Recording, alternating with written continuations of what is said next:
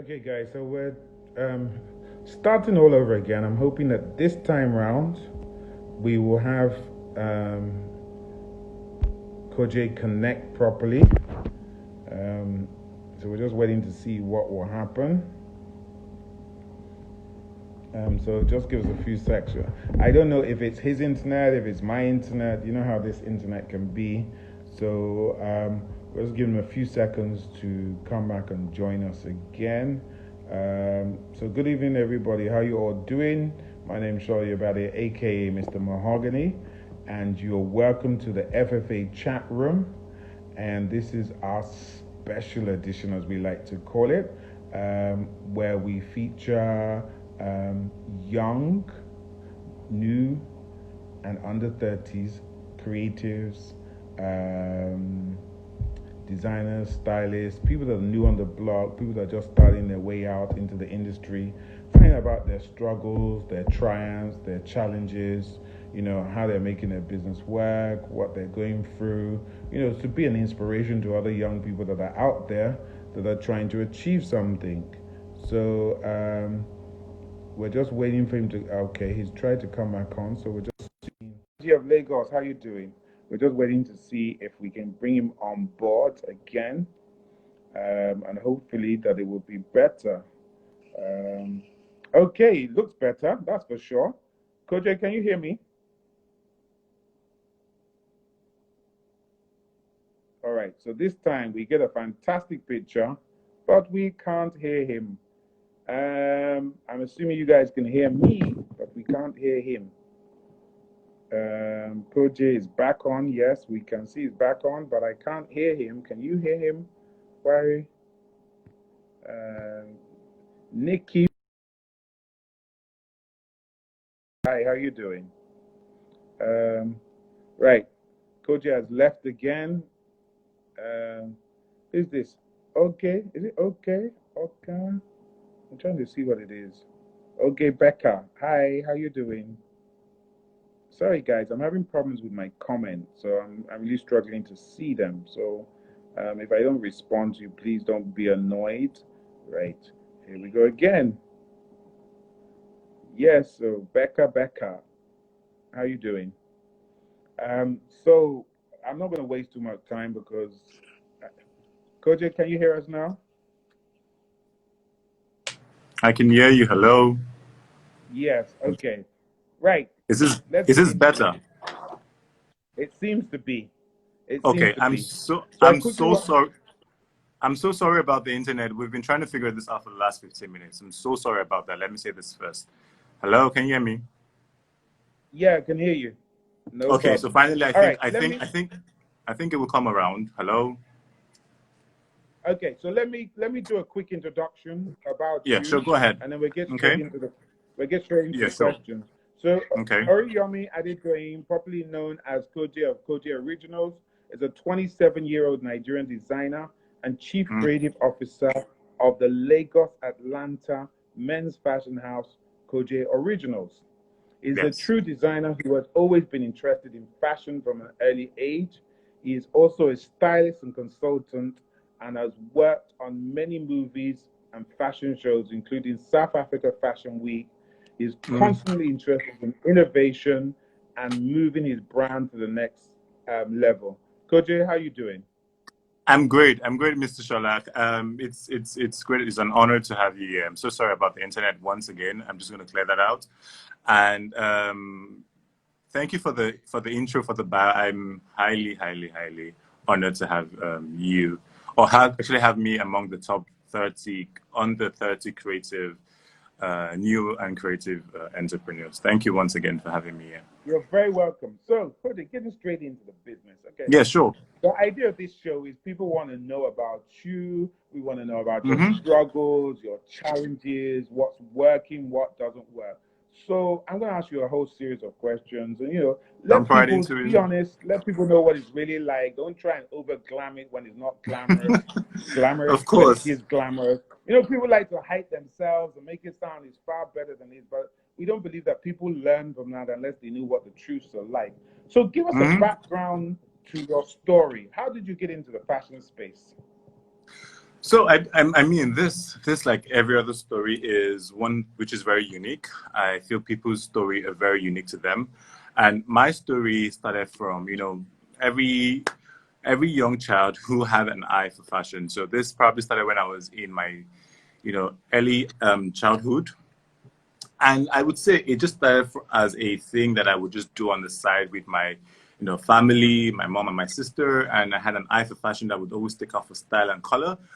But I mean, over the years, it started to really just blossom into something much more that I could imagine. And that was what, prompted me into doing fashion right from, high school into university. And I chose to do this and take this as a career that I wanted to pursue. So yeah, childhood, having that first connect, that first interaction with fashion from your immediate nuclear family, and then moving into a bigger space and people notice and recognizing you, that has always been what has driven the passion for fashion here.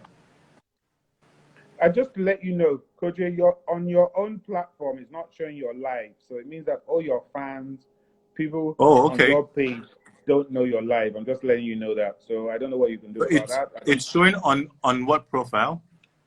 When two people connect, it will show I'm live and it will show you're live. I'm just letting you know that people on your page. Okay. Can't I'm sure it's like because live. we were actually it's probably the setup. But would I think at some point would we connect and then see how we'll connect at some point. But okay. So you recently opened your studios both in Nigeria and Atlanta, where your partners are based. How does that work in terms of handling the business? Are you producing in Nigeria and shipping to Atlanta, or does each studio handle its own production? Talk us through how the business setup works. So in late last year, just right before COVID hit, I went into partnership with two American partners who at that point were exploring to do business in Lagos, and it just opened a whole door of opportunities and stuff. So to answer your question, Mr. Shola, it's one brand, Koje Original. We're very diverse. We have different branches of Koje Originals that we're currently working on, but we handle all the production. We source fabrics locally and also across Africa, but most of our production is done here in Lagos. We're locally based, and we do all our productions here in Lagos. But fabrics are gotten from different parts of the world. We get fabrics from Senegal, we get fabrics from Mozambique, we get fabrics across other parts, and even locally, we get fabrics here in Lagos, and then we produce and then we sell to the market. Okay, so when you say that you send the stuff abroad, talk us through it. Do you have to go through customs and excise? Does it make it more expensive? Give us a little bit. Your answers are very, very quick. I need you to really expand so that people understand what it's like having an international business and working in two different countries. Yes. So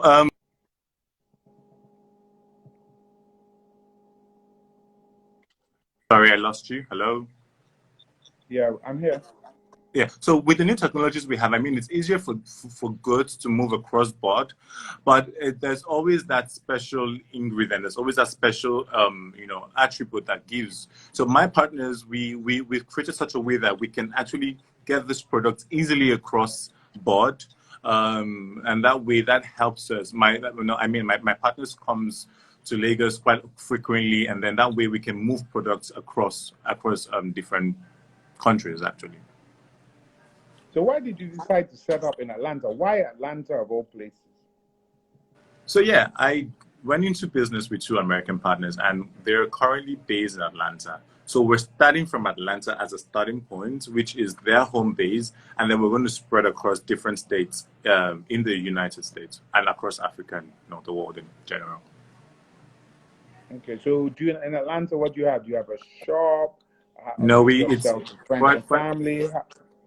Yeah, for Atlanta, we have a office space, which is most of the administrative things, but we mostly do based on online requests. We do based on personal, family, and friends. We're just starting to branch out, in Atlanta. So it's not anything fancy. We're just a year into the business, so we're still trying to figure that out. But step by step, we would do that, and then get into the whole thing. So what kind of clothes do you do? What's your genre? Who's your client? Talk us through who you vision as your client. Who are the type of people you like to dress?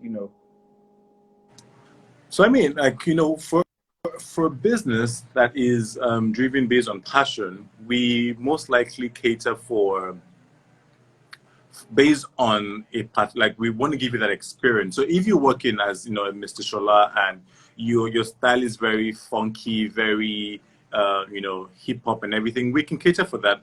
But we also want you to have that experience that you're coming into a clothing store and you're going out with something exquisite, and that's what we offer. So we're a men's brand. We're not based on certain age limits. We cater for all, like, I'm not, well, we cater for most of the the average to upper class Nigerian, African, and men's in general.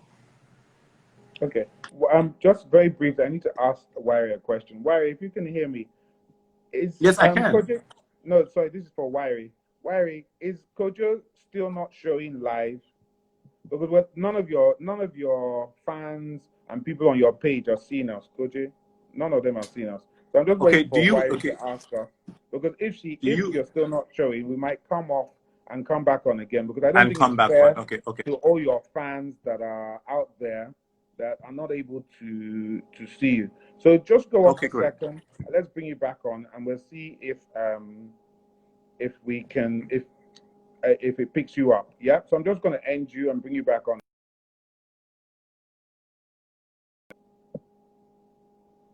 Wari, sorry guys. It's just really not fair to Koje that he's doing this thing. He's trying to get his fans on board, and for whatever reasons, Instagram is not showing that he's live, and Wari just said it. So I'm going to try and bring him back on again. It might be an Instagram problem. Hopefully it's not from his end, because I don't think you can stop yourself from showing as being live. I'm not sure. But anyway, I'm going to try him again. And right, so let's see. Wari, I'm trying him again now, so just let me know. But if he doesn't show live again, I don't know what to do, because we can't keep stopping and starting. Becca, you're in Newark. What do you do? Becca, send me a message. Is it OGEM? Sorry, this thing is blending. I think it's OGEN. Okay, right. You joined us again. So Wari, my producer, will quickly tell me in a minute whether you guys are showing live or not. If not, then what we'll just have to do is we'll continue the interview, and then we will put it onto our page, and people will be able to watch it from there. Okay? So, in Nigeria, you're based in Nigeria, Koje. What's your setup like in Nigeria? Talk us through your setup in Nigeria. Okay, so hello, yeah, I'm here. I can hear you clearly, Mr. Shola. So in Lagos, we have a walk-in store. We have a physical store that we have set up in Lagos, in Lekki, and we also take online orders. We're also trying to move into that online space, and move our product and our brand, some part of our brands, into that online market, and then we can just market from there. But we do have an online store. We take orders from social media to personal orders, and then we also have our walk-in stores in Lagos. Okay. Wari said you're still not showing that you're live. We just have to continue. I don't know what. Okay, so do you want me to go live, and then I probably would get you on? I don't know how that works. No, we normally have to do it from our page. Do it from your page. Okay. Yeah. Okay. I don't know what's going. I don't know if I didn't think you could turn yourself off from being live. No, not at all. So I'm assuming it has to be an internet problem that is going on there. Okay, so what are the sort of challenges have you faced as a young designer trying to carve a space or a niche for yourself? So one of the first things you have to look at when you're going into a business of this magnitude is production. Production has always been like one of the things where you think you have it sorted out, and then you realize that okay, doing business in Nigeria is another bunch of issues that you have to constantly sort out. So for us as a brand, production, we're trying to get to a point where we can compete with the foreign markets, we can compete with that quality, we can compete and it's not just another designer from Nigeria, it's that quality that stands out even among other designers. So, but I think due to technologies and stuff, we're getting the hang of that. Another thing, is just the social media and the marketing strategy. One of the things we've also learned is that people tend to go along with the buzz and everything, and not with the technicality of the outfit. So we're also trying to merge that, how we can combine those two together and get a grasp of it. Okay. So, but what other challenges do you have? Come on, it can't be just funding. Money. No, not at all, Mister. Not at all. This is not. Hold on. Let me tell you something. Let me get to answer the question like it's an exam question. Okay. This is not 2-word answers. People want to understand you. They want to know what you're going through. Talk to me. Okay. Your answers are too brief. No one will learn anything from the answers you're giving us, okay? Okay. So, the first major problem you would undergo in this business will be funding. I mean, Mr. Shola, you know me from way back, right? You have seen the evolution of the brand.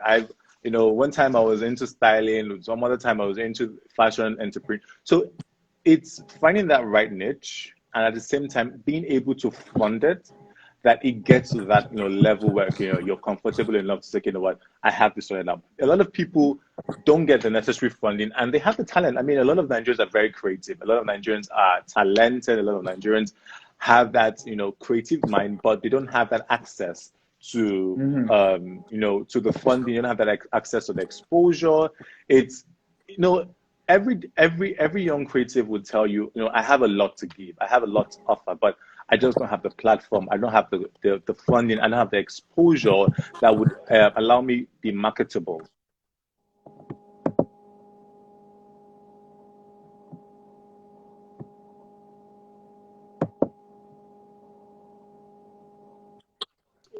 But we're still, it's still a little bit off, but we're still on the right track. So funding for production. You need to be able to get your structure right. It's a whole lot. You need to be sure that this is what you want to do. You need to be 100% sure that this is where you want to be.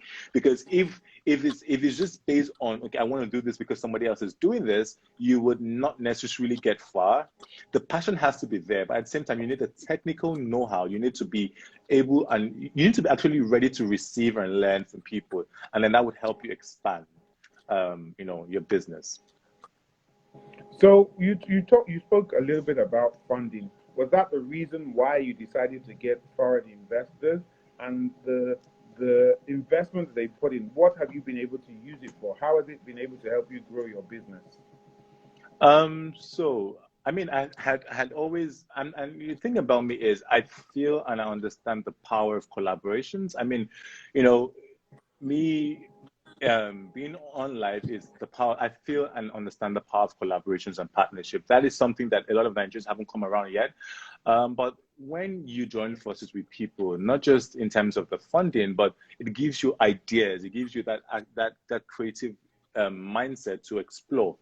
But I was looking for the right person to go into business with, and it's not just about the money. The right set of people that understood and were ready for that vision and that for the brand. So looking for the right set of people to actually invest in and partner with was one of the things.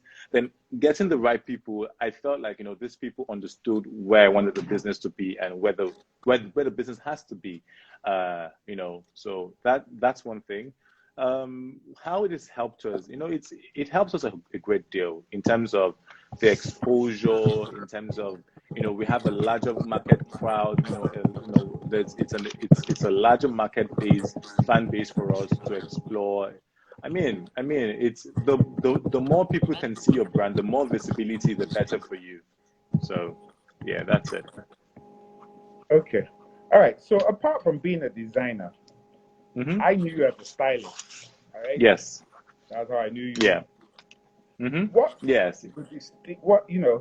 what's the distinction for you? What part of your creativity comes into styling that makes it different from what you do as a designer?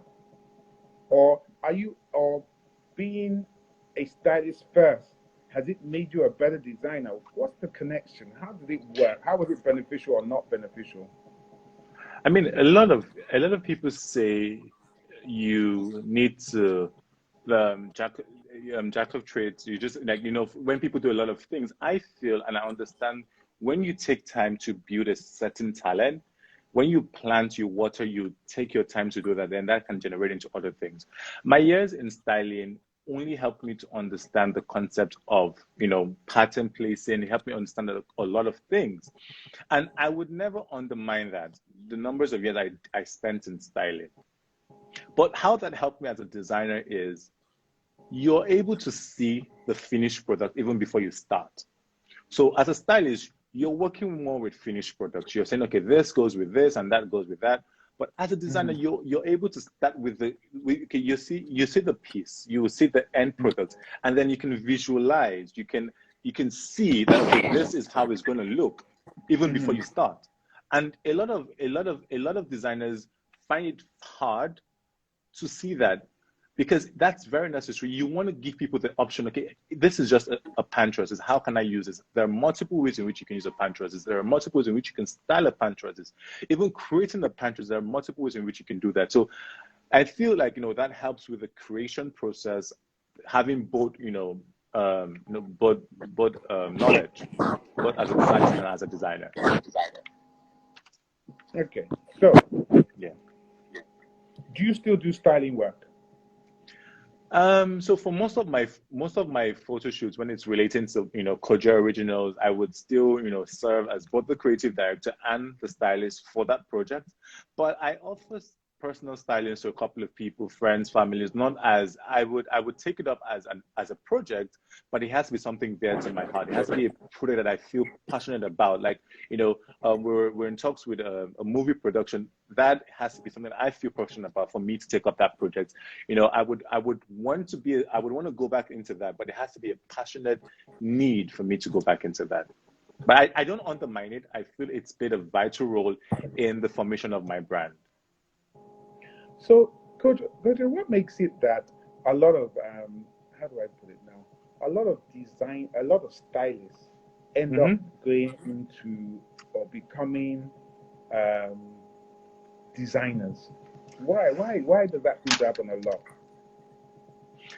For me, it's two things, right? You want to kind of like test the waters and see, okay, being a designer, it's a lot of tax. Trust me, it's a lot of tax. You need to understand fabric sourcing, you need to understand production, you need to understand, inventory. All of that it's a lot.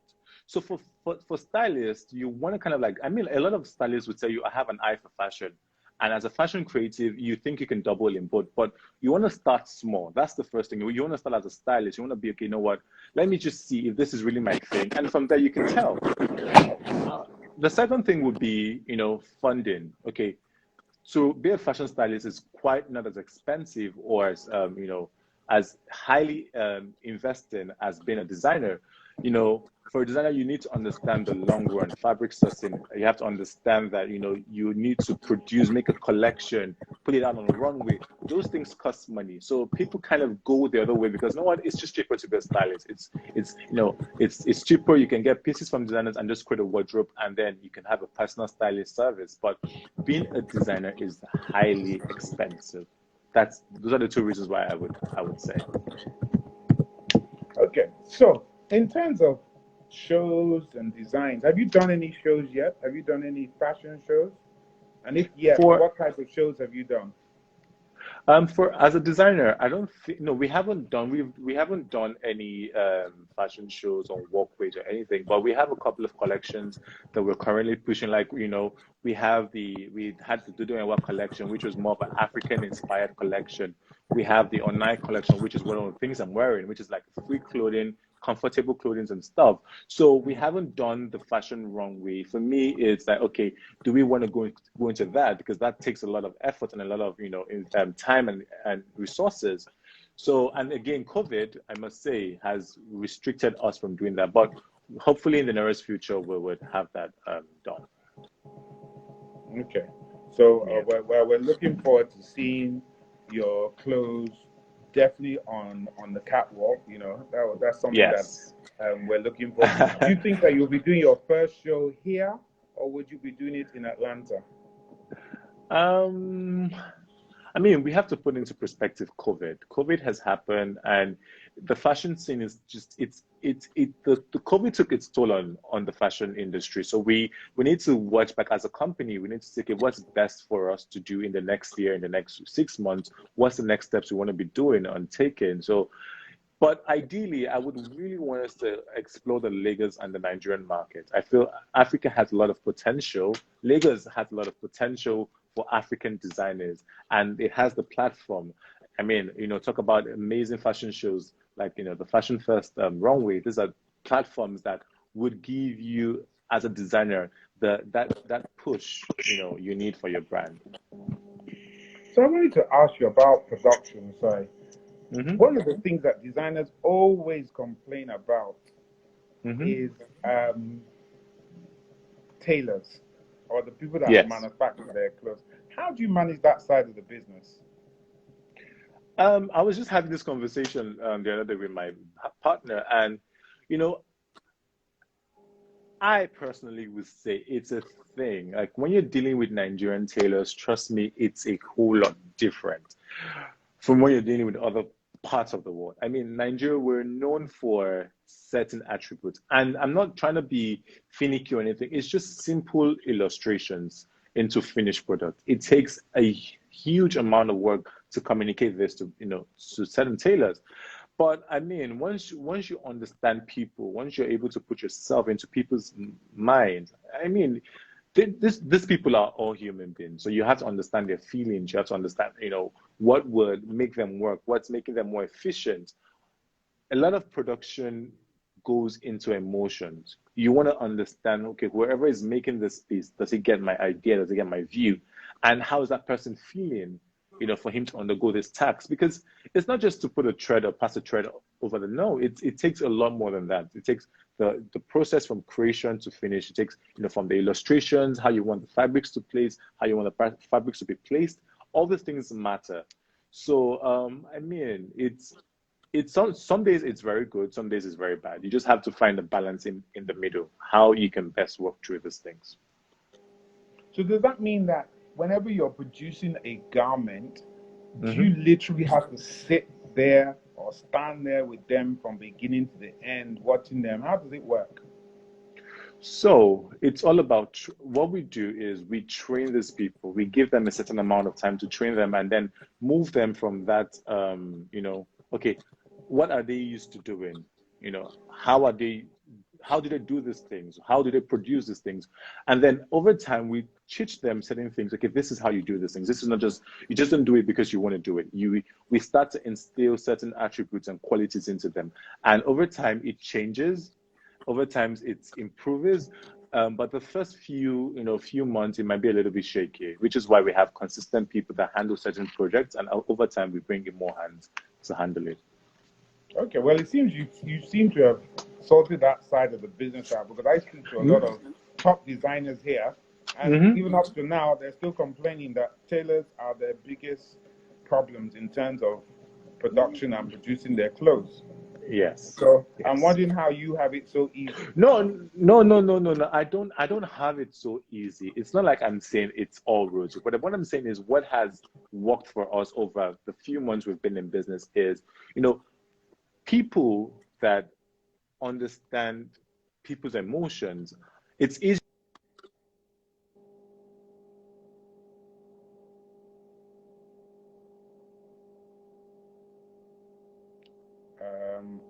We're showing them that, okay, you know what, we can do this. Hello, can you hear me? Yeah, I can So hear you. when you get a great tailor, the first thing you need to do is you need to make a connection with that tailor. You need to connect with it, because if you don't have that connection, he's just going to do the same random thing he's been doing in the past and give it to you. But once you create that emotional connection with them, they would feel, okay, no, this person actually cares about me. And even across different industries, you want to hire people that are in the same, that feel connected to you, that you guys connect. And that's the only way they can, give you the greatest output. Okay. Let's talk a little bit. I know you've said you've got foreign partners, so I'm assuming they put some money into your business. But in terms of finances, okay, what has it been like for a young creative like yourself? Because we know how hard it is in Nigeria to attract money, to get finances. How have you been able to manage your finances as a business owner? So that's producing your collections, exporting, still being able to live, finding money for growth, for your social media and all the other things. How has it been for you? How did you make it work, or what are the struggles that you're going through? So we have a lot of, the first couple of months, it took us, when you go into business with partners, it's auditing the books, it's all of those. We needed to know where we were as a business. And that was the first thing. Okay, were we actually making money? Were we losing money? Did we have the correct books? Did we have, sufficient, funding to last us? And it just, everything was more in the deficit, right? And then we decided to go into partnership, to help the business. So, as a creative, you're doing it based on passion. You're not doing it based on the money, based on, okay, what am I going to get? Or, you're doing it based on the passion. And that's what has driven us till now. But I feel like I have a background in accounting, so I understand, profit and loss and stuff like that. But getting capable hands to handle that part and saying, hey, you know what? I just want to be a creative. I just want to design. I just want to explore. I just want to do all of that. And then knowing that, okay, you probably would, have a fair idea of what, the books are, but giving capable hands and saying, okay, you know what, we're going to do this as a team, and then we're going to just soar. So for me, it's first thing is you need to get reliable hands to handle that. Once you do that, then you get people who are willing to buy into that vision, and, yeah. Okay, so when you run short of money, because don't tell me you don't run short of money, because you and I run short of money. Yeah, yes. How do you manage? What do you do?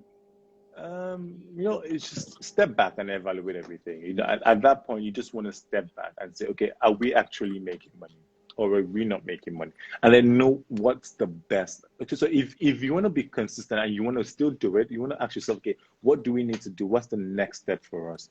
And at that point, it's like, okay, are you looking outside for? There are a lot of loaning services now that would offer you money and say, okay, you know what, take this and pay an interest and stuff. But the thing is, do you want to do that? There are other options. Do you want to do that? Do you want to look into more partners? Do you want to say, hey, I'm going to invest more of my personal money into this? Do you want to go and meet friends and families?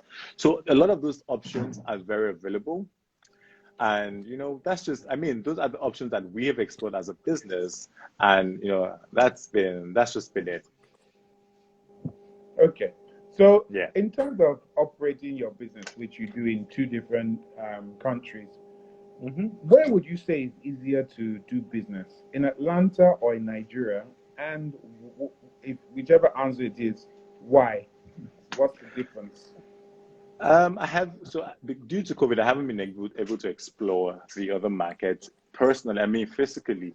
But in terms of personal, I think working with foreigners or with Americans is a lot more easy than working with Nigerians. But for production, I think we have a more creative eye. We have a more... Okay, so let's go back a bit. Explain why it's easier working with foreigners than Nigerians. What's the difference? Because like a lot of people, I can see, Mr. Shola, I'm just going to cut it short with you. a lot of Nigerians understand structure, right? A lot of Nigerians don't understand how businesses need to be run. Like, you have a conversation, like even timing. A lot of people don't understand timing. A lot of people don't understand, keeping to a certain agreement. And that frustrates you in business. Okay, you have an agreement with somebody, this is what I want, and this is what I need to do. And the person he just forgets. So, people are not, Nigerians are not ready, are not at that level. And I'm just saying this personally based on my own interaction. Don't take this in the wrong context, but based on my interactions, when you deal with, Americans, and I must say, because that's people I'm dealing with, is, if a deal is going to come true, you already have the structure for that. You already have, an agreement for that. Everything is detailed. But Nigerians just go all around. You can't really get a honest answer. You can't really say, okay, what? Like, it's as simple as saying, are you there? And they tell you, oh, no, I'm in Ibadan, or I'm 5 minutes away, and the person is in Ibadan. And you, as the person, you're like, okay, I need to plan my day based on this. I need to plan my day based on, okay, if you're actually there. But the person tells you, oh, I'm 10 minutes away, but the person is still at home. It's a simple thing, and then that affects your whole day. That affects your productivity. That affects your time management. That's just the little things I'm talking about. Not talk about production, So things like that are just, how we've been able to navigate the business. Okay, so that was you saying that that Americans are easier. We're then going on to talk about production. Which was better in America or better in in Nigeria? Yeah. So what's the difference and which is better? So for producing, it's cheaper to produce here. It's cheaper because of the labor and everything, and the availability and all of that. But and I'm saying this in all honesty, if you put a product, and I'm using Turkey as an example, that I was produced in Turkey and a product that was produced in Lagos. Because we're not really, a few people will probably pay an eye to, pay an attention, and stuff, but you get a better output when you're dealing with certain, non-Nigerians. It's just because no one wants to pay attention to that. It's as simple as the buttonholes, right? The buttonholes are an essential in every clothing. You want to be able to have that experience, easily clip it in. Nigerian tailors, they would probably just do anything and just like, oh, you know what, it's just a buttonhole. No. Those are the little things that, we need to start doing better. Those are the little things that we need to start observing so that we can compete with the international markets. Okay, so there's basically what you're saying is that there's plenty of room for improvement. Yes. So as you say that now, you've got the best of both worlds. What's your contribution towards trying to improve things? So as a brand, we're all about paying attention to details. We want to give you that experience. And it's not like we're there yet, Mr. Shola. It's still a gradual, not growing. We're still growing. It's still gradual growth. But I see the better picture. And that's what I'm willing to offer to, our customers based in Lagos. Okay, we pay attention to the deals. We want you to have that experience. We want you to be comfortable in the clothing, so be able to easily slip into it. That whole experience. You walk into a store, you buy a shirt, you want to feel that, you want to have that feel-good experience in it, and that's what we're offering. But also as a young creative, I'm all about giving back. I'm all about, human empowerment and development. And at some point, we're going to look into that and how we can empower certain, Nigerian youth, because the moment we get that, the moment we said, okay, no, we can do things differently, we can do things more efficiently. I feel Nigeria has that so much potential in the youth. It has so much potential in creators, And I would just chip this in. You see a lot of brands like the Beyonce brand that are hopping on, the young African creatives. You look at the recent album, you have a lot of Africans and Nigerians who are on the album. And they're doing great work. So the moment you go overseas, you see that, okay, now I can actually do this. I can actually be on this level. I can compete on that level. Nigerian or Ghanaian or anything, you start to strive to do that. So. Okay, so in sort of closing, what would you like to say to people listening to you? What would you like to say about your business? Anything that you want to say, either to the people listening in terms of advice, talking about your business, what's happening next, or whatever, please go ahead. The floor is yours. Say anything you want to say. Thank you very much, Mr. Scholler. So first of all, you have to be open. You have to, as a creative, as a young creative, you're looking to do fashion business or any kind of business. You need to be open. You need to be able. You need to be willing to learn. You need to step. Because you know what, I don't know everything, right? I can't be everything, but I have a certain talent. Now you step back, you learn, and then you start to implement those, talents in a more refined, way. Another thing is you need to understand that, look, we're all connected, right? The way I treat you is the way I want to be treated. And as a business, you want to take that same ideology into business. You want to be cautious. Okay, how do I interact with my customers? How do I my customer service? How is that? How do I give that experience to people? Those two things. The third thing is, we all need to value what we have. As Nigerians, as Africans, as Blacks, we need to value that, okay, you know what, we have something to give. We have something to give. And that's from a personal side. But from a business side, we're doing a lot of restructuring. Post-COVID, we're like, okay, what do we want to do next? Do we want to move, do we want to take certain steps? Do we want to do certain things? So we're just taking all these observations and seeing what looking at our books and seeing, okay, what's the next step for us? And COVID came to us as a surprise, so we all didn't prepare for COVID. But as a business, we're just looking at what's the next step, what's the next phase. A year from now, where is the fashion industry going to be? Where are people, the buying power, and all of that? So it's a lot of chats, but we're also still putting out creative stuff. We have a new line of tracksuits we're pushing. We have a new line of shirts. Easy, comfy clothing. We're taking that sample. Okay, are people ready to do the whole dress up? People want a comfortable clothing. Do people want easy clothing? So we're taking that and we're also working with that to create and provide comfortable clothing for people. Wow, I'm so impressed with what you're doing. I think it's great. You're definitely pushing your brand. You're very creative in terms of what you do. Thank you. As a stylist, Thank you so much. Out there, you're always being used. Of course, from Fashion Finance Africa, we wish you the very best in your. Thank you Koje so much. Original. We know you so do much. really well. Thank you for coming on, and I'm sure you've been an inspiration particularly to the young people that are out there that know that look, they can fulfill their dreams. They can achieve whatever they want to achieve the same way you achieved it. Koje, thank you for coming on board. Thank you, Mr. Scholler. Thank you so much for having me, and it's thank you. I'm so sorry about the network earlier. No problem. Yeah. All right. Thank you. Have a great evening. Take care of yourself, and good night. You too, man. Cheers, man. So that was Koje from Koje Originals. I know we had a little bit of network problems at the beginning. Hey, Litty, how you doing? Litty, how did you find out that we were online? I just want to know. By the way, just quickly type. Did you get a notification? Anyway, we've been having problems, or you just know anyway. So, guys, that was Koje from Koje Originals. Started off as a stylist, set up his own business. He has business partners in Atlanta, in Nigeria. He's doing great things. 27-year-olds.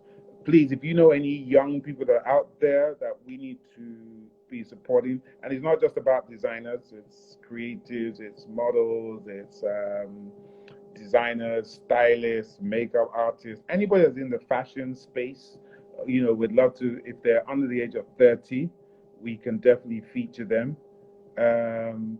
So please feel free to, send us a message, and one of our producers will get in touch with you. We'll do a quick interview with you, and if we think you're great, we'll bring you on board. We want to promote and push our young people out there. Let's get them out there. Let's support them. Africa has a very young population, and it's time for people like myself and others to give back and see how we can help take the next generation forward.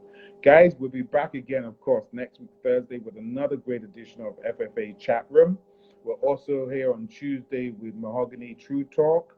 We're all about promoting the business of fashion or the business of events. So please watch out for our shows. Official Queen Esther says, I make organic organic skincare. Wow, come on, why? What? Write an article for us. Let us put it on our blog, or send a DM us with some message, and let's see what we can do. Becca, you said you're a model. Where are you based? Are you based in Nigeria? Are you based abroad? Guys, send us a DM with a little bit of your profile, and one of our producers will be in touch. And maybe you could be the next person that will be featured on um, the Young Creatives edition of FFA Chat Room. Guys, it's time for me to run away, and good night. Please remember, COVID is real. Stay safe, social distancing, and wear your mask.